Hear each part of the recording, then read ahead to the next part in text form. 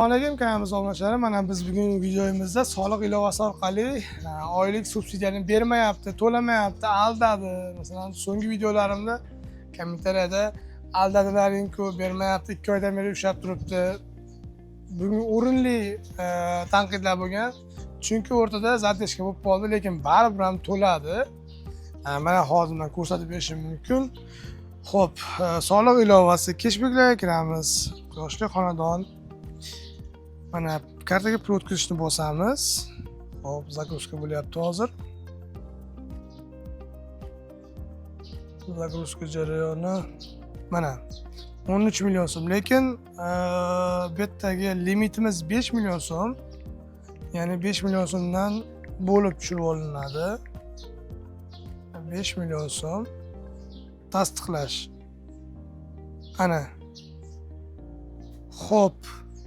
Shunday qilib tushirib oldik, o'zi tushdi, darhol tushdi. Yana 5 million uryapmiz.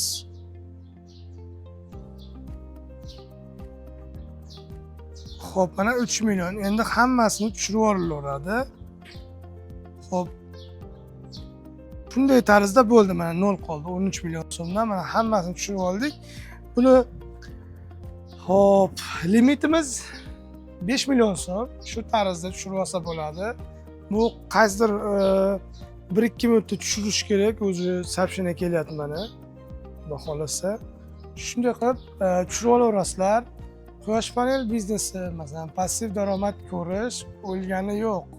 O'rtada zadeshka bo'ldi. Masalan, zadeshka bo'lib turadi-ku, qanday force major holatlari bo'ladi, shunda zadeshka bo'ladi. Zadeshka bo'ldi, lekin baribir to'laydi.